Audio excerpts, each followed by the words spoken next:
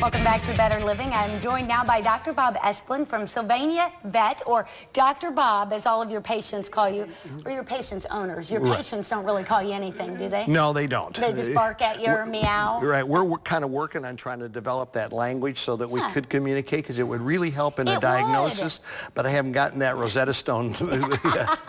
When you do, let me know, because sometimes I wonder what our dog is thinking. I will talk to him, you know, I'll say something because that makes sense, right?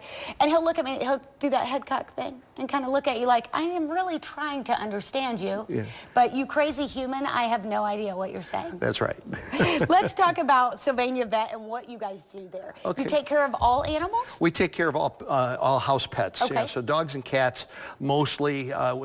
We don't take care of any exotics. And we're a 24/7 facility. We're staffed with an overnight staff of a technician and assistant every day of the week, all night. We have a doctor on call.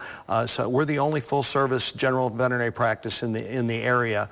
So when animals are with us, they're never alone. That goes with for our boarders. We also have daycare and physical rehabilitation with an underwater treadmill. Cool. Grooming. Yeah, it's a very extensive practice. The website will be up, and you can take a look at it and learn more about us. Well, you really have it all under one roof there, because I know most people have to take their dogs somewhere else for grooming and somewhere different than that for boarding, and then to the vet, and that can really cause some anxiety in animals, can it? Well, you're getting them comfortable in this socialized and trying to create a fear-free environment for both the dogs and the cats is really one of the missions that we work on very hard. And so yes, once they get to know the staff and our staff gets to know them, and if they've come for daycare, our pets come to our daycare, love it, and they just drag their owners in because they can't get back there fast enough. That includes my dog, who loves to go to daycare. He goes to work with you. Yep. Well, let's talk about the daycare specifically for a minute. Is it important that we do that? I mean,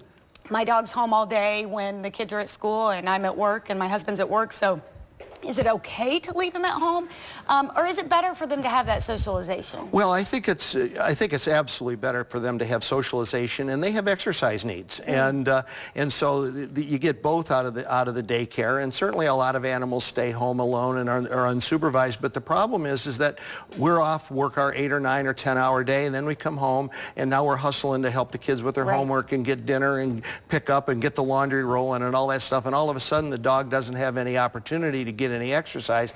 Plus, which this time of year, who's bundling up and going out with you told me you have a have-a-knees. You aren't going to take him out in all that snow, because you're going to come back looking like look like a snowball, you know. And so the daycare fills that need tremendously.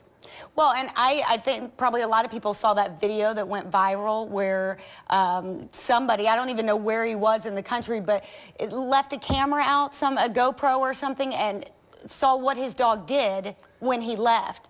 And he was so upset by it. He said he's never going to leave his dog alone again, because the dog cried and just was so anxiety-ridden the whole time he was gone. Well, that dog probably has, you know, and I haven't seen that video, but the separation anxiety is a real phenomena in dogs, and it can be very destructive, and it can be very harmful for the dog, because it ramps up their stress levels, and those high levels of cortisols and things in their blood can do problems for them, cause problems for them. So it's a real issue. So you've got to make sure that you get the right kind of dog for the family. A Great Dane living in a one-bedroom apartment is not going to work, but also what's the right animal for you so that it fits your lifestyle. So you have to do some homework and some discussion, and we have those conversations with prospective clients and prospective pet owners all the time. It's absolutely worth paying for a consultation to kind of help sort that out.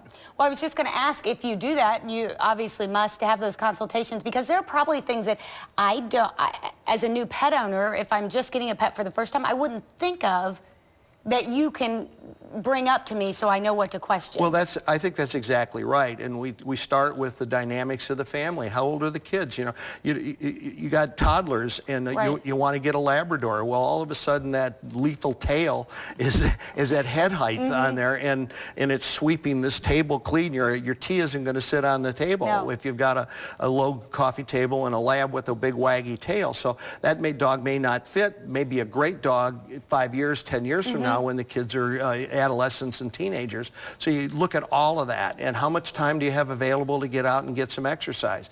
A dog that doesn't demand a lot of exercise might be a good dog for somebody that's working a lot and not home a lot. Or perhaps an older person and Yes. that wants that companion. Tell us about, this is National Dental Health Month for animals, Yes. or dogs in particular, or dogs and cats, I guess.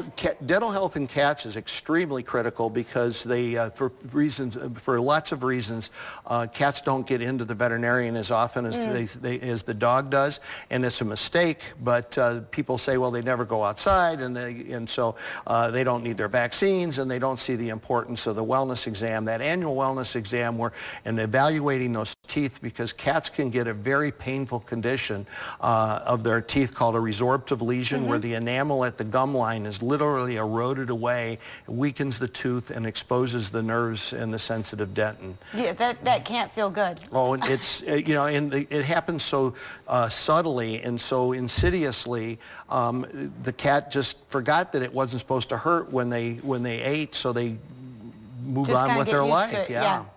Well, if you have a dog or cat that needs to get in and get that annual check, let this be your reminder during National Dental Health Month, and get your animal to Dr. Bob at Sylvania Vet. Check out that doggy daycare. I think that is a great idea. We'll be right back on Better Living.